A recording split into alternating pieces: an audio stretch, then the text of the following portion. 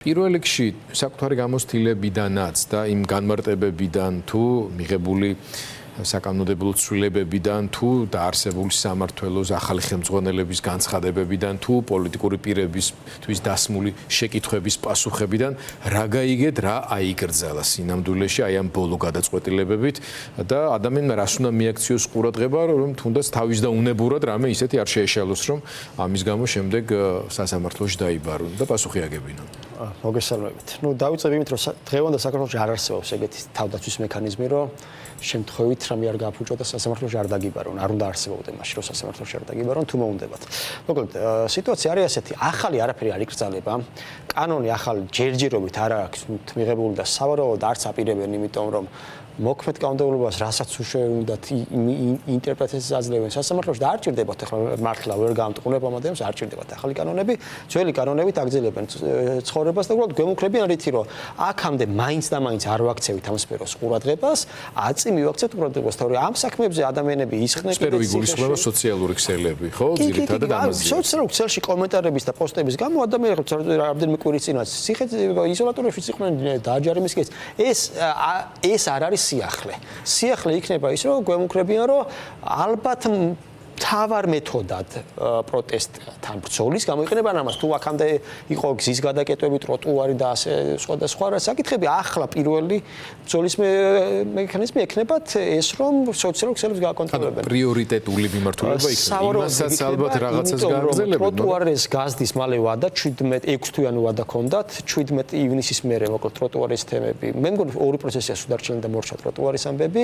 გზის გადაკეტვასაც მაინც მორჩას რა გაძლევთ ის საშუალებას იმ ტროტუარზე კვლავ დგას ხალხი და შეუძლიათ იგივე მიღებული კანონით თუ თქვენ ფიქრობთ რომ სტრასბურგში წასული სარჩელების პასუხები მომანამდე თუ რა თუ ესენი შეეშვებიან ყველა აბსოლუტურად ყველა საქმე გამონაკლისის გარეშე რომელიც გაიმართა ტროტუართან დაკავშირებით სასამართლოში შეტანილი არის 22 დეკემბერს 2025 არც ერთი საქმე 22 დეკემბრის შემდეგ აი დღესაც იყო ორი პროცესი ეს ორი საქმეც კი სასამართლოში შეტანილი არის 22 დეკემბერს 24 დეკემბერს დაიწყეს დარეკვები ხალხთან და გააფრთხილეს რომ გიიბარებთ სასამართლოშიო.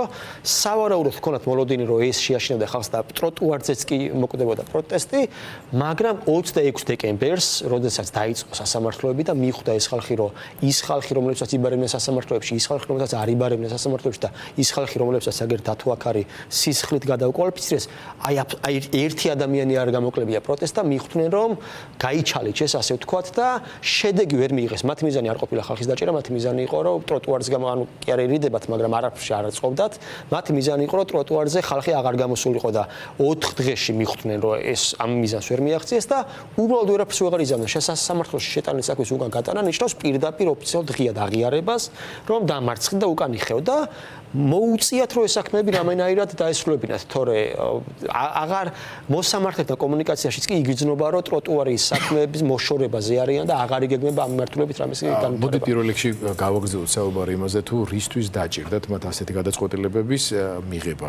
არის მოსაზრება იმასთან დაკავშირებით რომ ეს უბრალოდ ავტორიტარული სპირალია და ყოველ შემთხვევაში აქამდე გადადგმული ნაბიჯების და საზოგადოების რეაქციის შემდეგ იმისთვის რომ ამას კიდევ უფრო მეტად მოუჭირონ, მოუწევთ კიდევ უფრო რეპრესიული გადაწყვეტილებების მიღება. ანუ ეს ზედმეტი თავდაჯერებულობის შედეგია თუ პირიქით გრძნობენ რა რომ საზოგადოებრივი მხარდაჭერა დღითი დღე კლებულობს, ამ ტიპის მექანიზმებით ინარჩუნებენ კონტროლს პროცესზე. მე არ ვიცი თვითონ ას ფიქრობენ, მაგრამ ნებისმიერ შემთხვევაში ალბათ ყველა ადამიანისთვის ცხადია, რომ ამდენი ხანი პროტესტი რომ ვერ ჩააქრე, ეს ნებისმიერ შემთხვევაში მათთვის არის პრობლემა, თავსატეხი და ჩემი აზრით მაინც უწევთ, აი რაში ჭირდებათ რა, აი პროტესტი რო არ იყოს და ხალხი რო სახლში იყოს, ვთქვათ, აი რაში ჭირდებათ დამატებით რაღაცეებზე ჩაჭერა კიდევ. თვითონვე იქმნიან, აი არის სიტუაციები, როდესაც თვითონ ქართული ოცნების ამომრჩეველიც კი უბრუნდება უკან რაღაცა კონკრეტულ არასწორად ჩაჭერებზე, თამ ჩაჭერას გულის ხმა ხო მაგალითებია მაგალითად გაზრდილი ჯარიმები და ასე შემდეგ. ვიყენებ ხო არა კულტურულ სიტყვას ვიყენებ, ბოდიშს ვიხდი, მაგრამ არ ჩემი აზრით მათ არ ჭირდებათ და არ უნდათ რომ გააგრძელონ ესე ადამიანების მოხრჩობა, იმიტომ რომ ადამიანს თუ იმასაც კი აუკრძალა, რომ სახლიდან სადღაც აი ეს ბრაზი და ეს უსამართლობის შეგრძნება თუნდაც ამოხეთქოს საკუთარ კედელზე, გვაქვს ხო ისტორიაში მაგალითები, სადამდე მიყავს ესე რეპრესირებული და ესე მოჭერილი ადამიანი, ხო სადღაც ყველა ვარიანტში ამოხეთქავს. მე ირადად ვიცი ბევრი ესეთი ისტორია, რომ ხალხი რომელსაც ეს წნეხის ქვეშ ბოლომდე მოაქცევ, გაგექცევა და ვფიქრობ, რომ მათაც იციან ამდენი და არ უნდა აწყობდეთ ესე ადამიანების ძალიან მოჭიმვა, მაგრამ დავეთანხმები მიშას, რომ სხვა სტრატეგიებს ცდიან. ტროტუარმა არ გაამართლა, ალბათ უფრო მეტი ადამიანია კი, ალბათ არა ყველა შემთხვევაში უფრო მეტი ადამიანია აქტიური სოციალურ ქსელებში, ვიდრე დგას ქუჩაში და უფრო მეტად არის შეიძლება ჩართული ჩემს გარშემო ყოველ შემთხვევაში უამრავ ადამიანს ვიცნობ, რომელიც ძალიან აქტიურად არის სოციალურ ქსელში ჩართული და შეიძლება თვეები არ მდგარა აქციაზე. იმიტომ რომ ეს არის მისი პროტესტის ფორმა, რომელიც ამოირჩია და რომელიც შეუძლია ეხა აქვს ემოციური და სხვა რესურსი, რომ თქვათ ესე გამოხატოს თავის მოქალაქეული ვალდებულება და ამ ადამიანებზე კონცენტრირება შეიძლება მათთვის ახალი სტრატეგია არის. თუმცა მე ძალიან დიდი იმედი მაქვს, რომ ეს დიდხანს ვერ გასტანს და ზუსტად ისეთი ეფექტი ექნება, როგორც ტროტუარებს ჰქონდა. შემდგომში ვისაუბროთ, მანამდე დათოსაც მინდა მივსვა შესაძლებლობა საკუთარი შეფასება გაგვიზიაროს. ნათი არაზეც საუბრობდა, არგუმენტი სრულიად გასაგები არის, მაგრამ ხომ არ არის მიზანი არამთლიანად დახშობა ამ ყველაფრის, არამედ კონტროლირებული ბრაზი. ხო, ჩემი აზრით აქ არის იმაში ხო, რომელიც არც მთლიანობაში სრული, ასე ვთქვათ, ჩახშობის ეფექტს გამოიწვევს, რომ მართლა მე სადღაც რაღაც არაფეთქდეს, არამედ აი რო არეგულირონ, ისე რომ სახიფათო ზღვარს არ მიაღწევს. მე აქ მგონია, ნუ აქ ჩემი შეფასება მაქვს პირადი, მე მგონია აქ სუფთა მოთხოვნა მიწოდების ამბავი რა. ქართული ოცნების აქტიური მხარდამჭერები ვინც არიან, აი ოდიოზური ფიგურებს არ გულისხმობ ამ შემთხვევაში შალვა რამიშვილი როგორც შეიძლება იყოს რა. მე გულისხმობ ამ შემთხვევაში აი იმედის და სხვა ტელეარხების წამყვანები თუ სხვა სოციალურად აქტიური ადამიანები, აი ხოფერია მაგალითად, ნადირაძე ნინო და სხვა ადამიანები, რომლებიც წუწუნებენ, რომ ჩვენ დავდივართ რესტორნებში და გვეშინია, რომ აი რესტორნებში რომ გავალთ, იქ ჩაგვიფურთხებენ, ან სხვა რაღაცა მიზეზები რომ მოყავთ რა. აი ეს ადამიანები აი ამ ხელა აგრესიას რო იღებენ, რაღაცა მომენტში მოითხოვეს ამ ადამიანებისგან, ნუ მოითხოვეს ეს ძალიან რა თქმა უნდა ბჭყალებში და რომ მოითხოვეს ეს მოთხოვნა მიწოდება დაჯდა ეგრე რომ ვითომ რაღაცა სააგენტო შექმნეს თუ რაღაც განყოფილება თუ სამმართველო, რომელიც დაიწყებს ძებნას, ის რა ქვია, კანონდარღვევების სოციალურ ქსელში. ჩემი შეფასებით ეს ესე არის. ხო, ხა რამდენად გამოუვათ, არ გამოუვათ, რამდენად აღასრულებენ ამ კანონს, ვერ აღასრულებენ და რამდენად გაებმებიან საკუთარ მახეში, იმიტომ რომ მე თქვენ გეტყვით, რომ თვითონაც აქტიურად არ უღვევენ ამ კანონს ხოლმე, გინდა პარლამენტის წევრები, გინდა მთავრობის წევრები თუ სხვა, ეგ არ ვიცი.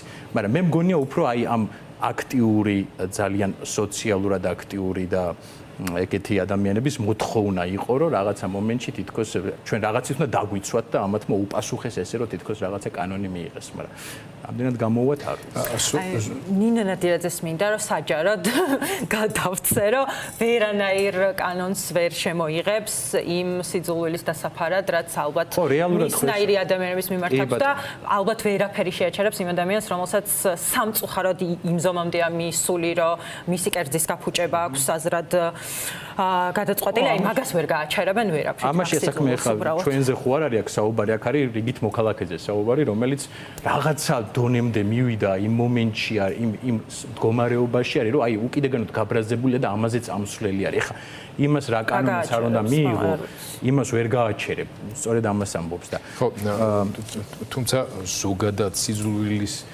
ენის წინააღმდეგ ნაბიჯების გადადგმა ძნელია უსაყვედურო ვინმეს. აქ თავი პრობლემა ნუ კონტექსტს გავითვალისწინებთ. თავი პრობლემა არის ის, რომ ასეთი ტიპის საკანონმდებლო პრეცედენტებისა და მე შემდეგ მისი აღსრულების მექანიზმების შექმნა ისეთი ტიპის ქვეყნებში, როგორც საქართველოს, სადაც მართლმსაჯულების მიმართ ნდობა ძალიან დაბალი არის და ძალიან აქტიურად გამოიყენება პოლიტიკური რეპრესიების ინსტრუმენტად, ეს კიდევ უფრო მეტად ამძიმებს სიტუაციას და პლუს კიდევ გამოხატვის თავისუფლების ნაწილში დაცულობის ხარისხი, საჯარო პირის, მოხელის, სახელმწიფო პოლიტიკური თანამდებობის პირის და ანუ ეს კანონმდებლობები ზოგადად იქნება იმისთვის, რომ ხელისუფლებისგან დაიცვან ადამიანები. რომლებიც შედარებით დაუცველები არიან. და არა პირიქით, რომ ხელისუფლების წარმომადგენლები, როდესაც ისედაც უამრავი შესაბამის პრივილეგიით არიან აღჭურვილები, დაიცვან ამ ხალხისგან. ამიტომ ძალიან ბევრი მიმართულები, ძალიან სახიფათო რეციდივები შეიძლება გაჩნდეს ჩვენს სინამდვილეში და მე მაინც მიუხედავად მიხეილის მიშას ასე ვთქვათ სხვა მსგავს მცდელობებთან დაკავშირებული შედეგების შეფასებისა მგონია რომ ეს ერთ-ერთი ყველაზე დათრგუნისკენ მოწოდებული გადაწყვეტილება შეიძლება იყოს, იმიტომ რომ აქ საუბარი არის საკუთარი მოსაზრებების გამოხატვის შეზღუდვაზე, რომელიც შეიძლება საერთოდაც არ იყოს სიძულვილის ენის ან გინების სახით ფორმულირებული. და ამის მაგალითები გვაქვს ჩვენ ხო აი მონა და ასე შემდეგ შეფასებით კატეგორიებს ატარებდეს და ადამიანები ამის გამო ისჯებოდნენ უკვე სისტემატიზირებულად. რაღაც კი ბატონო, დავამატებ რაღაცას. კიდე ერთი მიზეზი რის გამო შეიძლება ამ სამმართველოს არსებობა აუხსნათ არის ის, რომ ქართული ოცნების მხარდამჭერები და არა მარტო მხარდამჭერები, წევრებიც საპარლამენტო სიაში იქნებოდა სხვაგან, ნუ აღარ გვინდა დაკონკრეტება, გამოირჩევიან ხოლმე ეგეთი დამოკიდებულებით, რომ თვითონ ესენი არიან ძველი ბიჭები. და ამათ ადამიანებს, რომლებსაც უწერენ მე შეურაცხყოფელ კომენტარებს, თვითონ უტყდებათ ბრჭყალებში, რომ თქვა დანოსების წერა. იმიტომ რომ ჩვენ ვიცით რამდენიმე მაგალითი, სადაც ესენი შერცხვნენ ესე აი ქალებს რო უჩივლეს და ასე შემდეგ.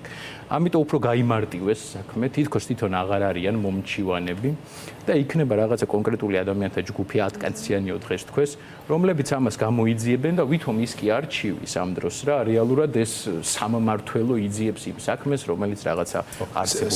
სინამდვილეში ისინი იქნებიან საქმის აღმძვრელები და სინამდვილეში რაც მოხდება, რა თქმა უნდა, ბევრი კითხვა დაისვა, მათ შორის ჩემი კოლეგების მიერ, რომ 10 კაცმა 3 მილიონი ნახევარი მომხმარებელი როგორ უნდა აკონტროლოს და ასე შემდეგ, ეს ფუნქცია მათ არც აქვს და არც ამის მოლოდინი აქვს ამ ინიციატივის ავტორებს, ეგრეთ წოდებულ მათ პრეს-ცენტრებში და აი ამ სტრატკომები, რასაც ქვია და ეს ადამიანები, ვინც ყავთ, მათი ფუნქცია ოდითგანვე ამ ხელისუფლების პირობებში იყო ზუსტად მათ შორის სოციალური ქსელების კონტროლი თუ არა თვალყურისდევნება და მათი მეშვეობით მათთვის არასასურველი ეს რეაქციები მოიყრის თავს შემდეგ რაღაც გარკვეულ რგოლში, ჩემი ვარეუდი ასეთია, რომელიც შემდეგ გაფილტრავს და უკვე სელექციურად შეარჩევს საქმის აღსაძვრელად გადაუგზავნის ამ ათკაციან ჯგუფს და ეს ყველაფერი დარწმუნებული ვარ, რომ მოხდება პარტიული რეგისტრით და არა ხელოვნური ინტელექტით ძალიან მარტივი ერთად დაწერენ და მისცემენ გასაფილტრად და მთელს ამოიღებს ის ეგეთი რაღაცები. მეცაც გეტყვით, ალბათ შექმნიან კიდეც ისეთ სიტუაციებს ტროლების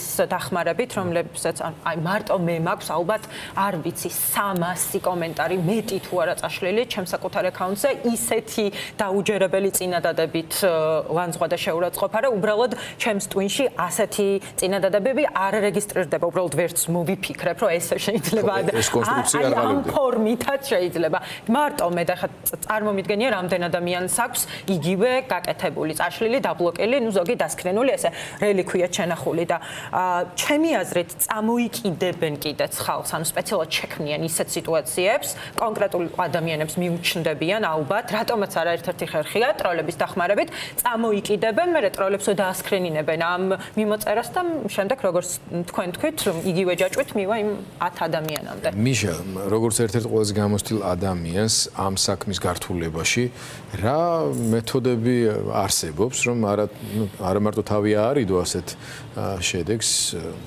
ხედულობაში მაქვს სისტემის რეაგირების ზიანი შეამცირო, არამედ თავად ამ სისტემას შეუქმნა უფრო მეტი პრობლემები ამ თავსატეხის გაჩენით. კი ბატონო, პირველში დაგეთანხმებით, რომ არ არის ეს რაღაც მარტივი ამბავი ის ინიციატივა, რაც მიიღეს, საკმაოდ მავნებლობას ჩადიან. ჩემი აზრით, ყველაზე რთული ინიციატივა არის ჩვენთვის ტროტუარის კანონზე უარესიც არის ყოველ, რომ ძალიან დიდი გასაქანი აქვს ხელისუფლებას, არანაირად არ არის განჭრეტადი ეს საქმე, მართლა ადამიანმა რა უნდა გააკეთოს, რომ დაიცვას კანონი და არ დაარღვიოს, შეუძლებელია ამის დადგენა და ძალიან რთული სიტუაცია შევართ ამ ხრივ, რაც გვაიძულებს, რომ ცოტა სხვანაირად ვიფიქროთ, ეს არ არის ის შემთხვევა, როდესაც უნდა შეასკდე, მაგალითად თუ გეუბნებიან, რომ ტროტუარზე არ დადგო და შენობა რო არ დაუდგები, ეს იმ მუხთან მიმართებაში მისაღებია, რომ ამ შემთხვევაში მე არ მგონია, რომ აი ესე პირდაპირ ავდგეთ და ვთქვათ, რომ არა მე არ ვემორჩილები, ეს მე მგონია, რომ დამაზი დაზიანებელი იქნება პირდაპირ ჩვენთვის, იმიტომ რომ მაგალითად არსებობენ ადამიანები, რომლებიც ამბობენ, რომ მოდი არ და პირიქით რაც გვინდა ის წეროთ და ეს მისაღები იქნებოდა იმ შემთხვევაში თუ კი აკეთებ ისეთ რაღაცას, რომელიც როცა ერთი გამოვლინებაც კი თუ ხელისუფლება მასზე რეაგირება არ მოახდინა, მისთვის პრობლემაა, მაგრამ ეს არის შემთხვევა, როცა ხელისუფლება შეუძლია სელექციურად დასაჯოს ადამიანები, თუ შენ 1000 ადამიანს თხოვრო რაღაცა დაწერონ და ამ 1000-დან გასაგებია 1000-ს ვერ მოერევიან და 100 შეარჩევენ და სამაგალოდ დასჯიან. ეს შენ გაზარალებს, ამიტომ არ გონია ეს მიმართულება სწორი. მე პირადად ასეთი აზრი მაქვს და მგონია რომ ეს საკმაოდ სახალისო იქნება. კიდევ მეტად კონსტრუქციულები უნდა გავხდეთ, ანუ ვიდრე ვარ. მე ძალიან მიყვარს ერთი кейსი 2018 წელს ტრამპის პირველი პრეზიდენტობის დროს, მე მგონი პრეზიდენტი იყო მაშინ ჯერ კიდევ. არსებობს Google bombing ესეთი ტერმინი და შედეგად, როდესაც Google-ში ჩაწერდი სიტყვა იდიოტს, აგდებდა ტრამპის სურათებს.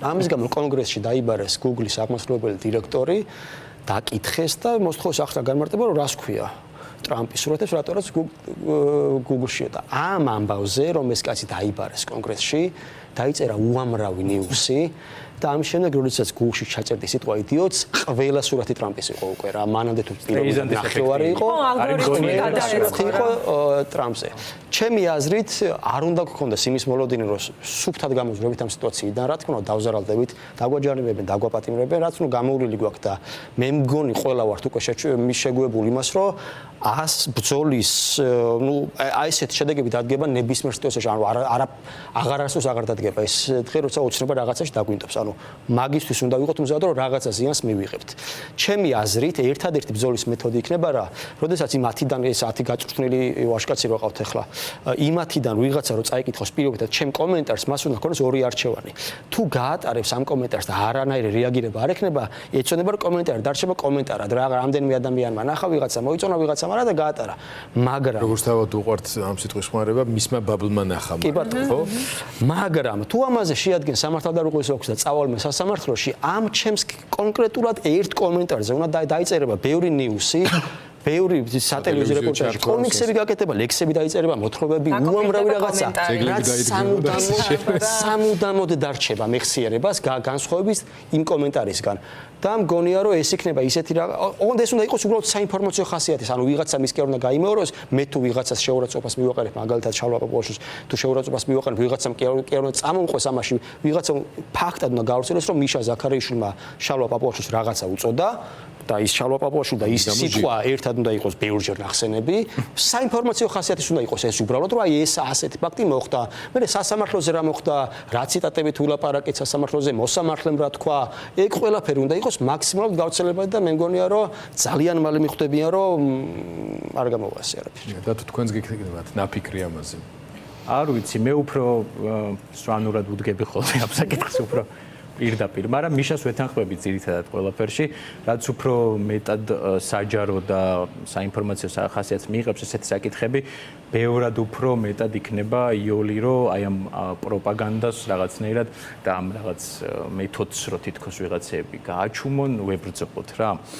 მაგრამ საერთო ჯამში ალბათ მაინც არ ვიცი გამოუვათ არ გამოუვათ, იმიტომ რომ მე კიდევ ერთხელ ვიძახი რაღაცა მომენტში ალბათ აქიდანაც იქნება ვიღაცები იქნებიან აქიდან ყოველ შემთხვევისთვის, ვინც გადაწყვეტს, რომ ბრძოლის ის ხერხი აირჩიოს, რომელიც გულისხმობს სიტყვაზე ქართული ოცნების წევრები, რომლებიც შეურაცხყოფას აყენებენ და ჩვენ ხა ხო ვიცით პირდაპირ უსამშობლოებს გვეძახიან, რა ვიცი ძალიან ბევრ რაღაცას გვეძახიან, ხო? ჯონიკიძებს, მოღალატეებს და დედასაც გვაგინებდნენ. ხო, თუნდაც რა. მთელი დღე თუნდაც თბილისი მოლთან რომ აქცია რო ქონდა ანუ მათ მიმართაც მოუწევთ ამ ხო და აი ვიღაცები ლაპარაკობენ რომ სელექციას დაიწყებენ და თქვენ დავიწყებთ მადარდაში და მოუწევთ ძალიან იყურებს პრეცედენტულად ალბათ პრეცედენტულად მოუწევთ ალბათ რამდენიმეს დასჯა იმათიც რა მაგრამ საბოლოო ჯამში არ ვიცი ბევრნაირი ხერხი არსებობს ჩვენ უბრალოდ იმდენად შეგუებული ვართ უკვე რა რომ აი ხა ხვალ მე და მიშამ სიტყვაზე რაღაცა რომ მოვხვდეთ იზოლატორში არც გაგვიკვირდება და ნუ იმდენად შეგუებული ვართ რომ მასეთი რაღაცებს უკვე აღარ ახსენებ ძალიან ცხადი აქ მარტო თქვენ შეგუების ხარისხზე და თქვენ განმარტებაზე არ არის საუბარია თელ საზოგადოებაზე იმ კლიმატზე რომელიც ყალიბდება ქვეყანაში, როდესაც ერთ-ერთ მთავარ მონოპოლარს დამოუკიდებელი საქართველოსი თავისუფალი საზოგადოების ერთ-ერთ თავად უფლებას გამოთქვას თავისი აზრი.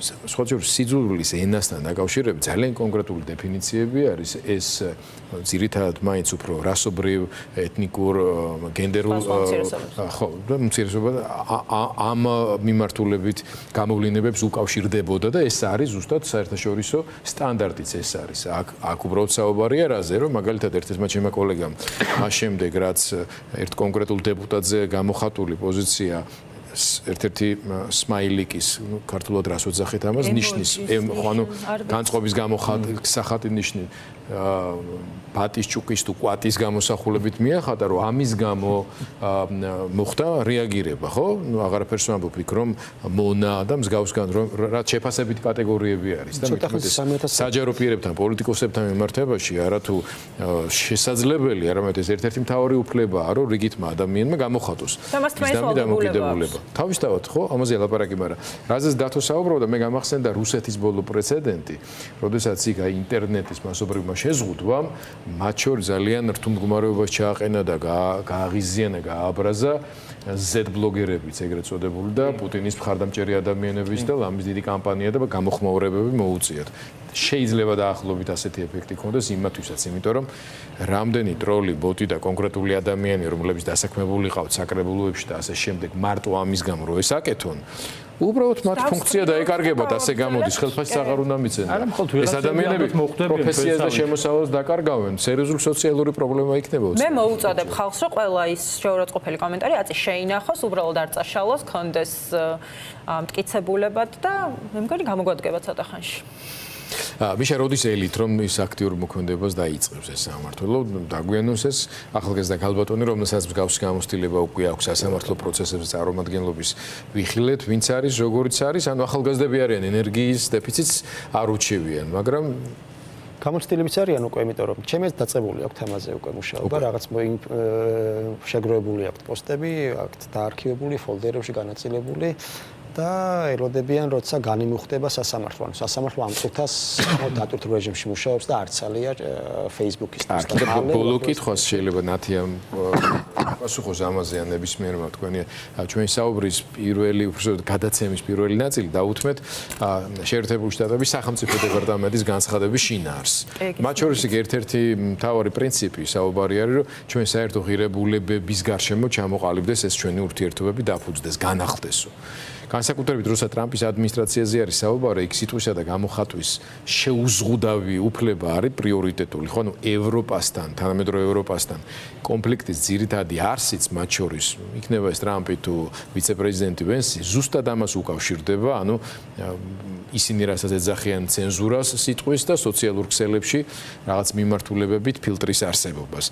აი ამ ფონზე, როდესაც ეს მცდელობა აქვს ივანიშვილის მთავრობას, რომ სახელმწიფო დეპარტამენტს და შეერთებულ ტრამპის ადმინისტრაციას თავი მოაჩვენოს, რომ რაღაცა ტიპის ღირებულებითი გადაკვეთა აქვს და ამ დროს სიტყვა სულელის ან მონის დაძახებაზე შეიძლება ვიღაცა დააჯარიმონ, საქმე აღზრდონ და ციხეში გაუშვან, თქვენი აზრით ეს როგორი მოქმედებს? ხო, არ მე პოლიტიკოსი არ ვარო, ესეთი პოლიტიკური შეფასება გავაკეთე, თუმცა ჩემი აზრით, რა თქმა უნდა, ყველანაირი მსგავსი შეზღუდვა არ დაეხმარება მათ ამერიკასთან უკეთესი ურთიერთობების ჩამოყალიბებისთვის და მეტიც ზედაპირულად, მაგრამ მაინც ძალიან საჯარო ინფორმაცია ეს, რომ სწორედ თავის დროზე ესეთი შეზღუდვების და ესეთი ზედმეტად პოლიტკორექტულობის გამო აირჩია ამერიკელმა ხალხმა ტრამპი თავის დროზეც.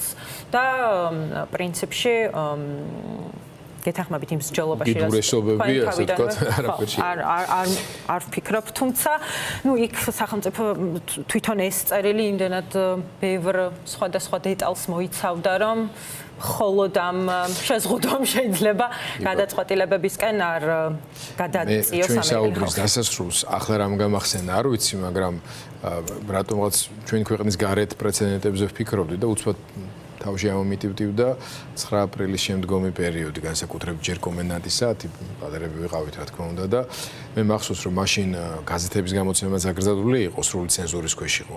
სატელევიზიო გადაცემა რა იყო, ну მაშინ სახელმწიფო ტელევიზია იქაც ხო ისედაც ცენზურირებული იყო, მაგრამ მაინც ანუ ალტერნატიული დამოუკიდებელი პრესის ელემენტები რაც იყო, ისიც გაჩერდა 9 აპრილის შემდეგ და მახსოვს რუსთაველის გამზირი და არა მარტო ცენტრალური ქუჩების ხეები, რატომღაც ბოძებზე უფრო ნაკლებად ხეებზე გამოკრული საქართველოს რიგითი მოქალაქეების მოსაზრებები. აი ფურცელზე წერდა ხალხი და ხეებზე აკრავდა.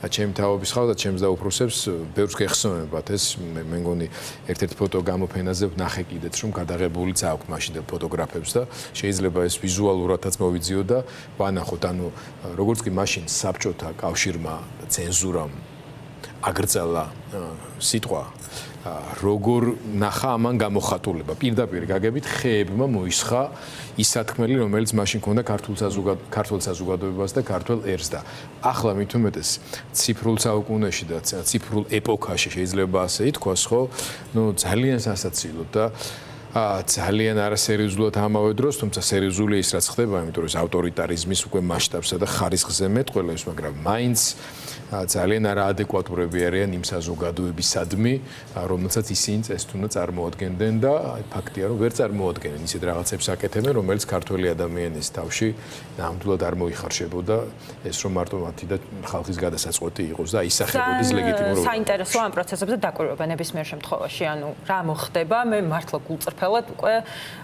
სხვა გამოვრთეს სხვა ემოციები, იმიტომ რომ აზრი არ აქვს გაბრაზებას, არ უნდა ვიყოთ სასაწარკვეთილები, არ უნდა ვიყოთ იმედგაცრუებულები, როგორც თქვენ თავიდან ჩვენს დახასიათებაში თვალზეცემლი მომადგა, რომ არ ნებდებიანო არასდროს ესეც ხალხიაო და ხო, თუ ჩვენ არ უნდა დავნებდეთ და თუ ჩვენ უნდა ვიყოთ მედეგები, მაშინ უბრალოდ აი ასე მივუდგეთ დავაკვირდეთ პროცესებს, საინტერესო იქნება ქართველი ხალხი ამ გამოწვევას როგორ გაუმკლავდება. დარწმუნებული ვარ პოზიტიურ ნოტაზე მინიმუმ მიშა გაერთობა. შემილია 100%. კი, და ველოდები აი საუბარი არის რომ დავაზუსტოთ ჩვენს მისას, ჩვენს თვარში. პოპკორნით ველოდები მე მიშას მაგალითად. მიშა და ესე რა ქვია, ოპერატიული მუშაკები და სამმართველოს თანამშრომლები, ცალკე სასამართლო, ცალკე პატრული, მოკლედ ყველა რომ. კი, და აქვე საჯარო მადლობა იმ საიტისთვის, რაც მიშა შენ გააკეთე, იმიტომ რომ იმდენჯერ გამომადგა ჯერ მარტო იმდენი ადამიანი დავაკვალიანე, სადაც შეგიძლია რომ გაეცნო კანონებს, მიმდინარე პრობლემებს და მარტივად მოძებნო გამოსავალი, სად დაწერო, როგორ დაწერო, რა შაბლონი გამოიყენო, როგორ უჩივო. სახელწოდება კიდევ ერთხელ. სამართალი წერტილი ჯი. სამართალი წერტილი ჯი. კი ბატონო.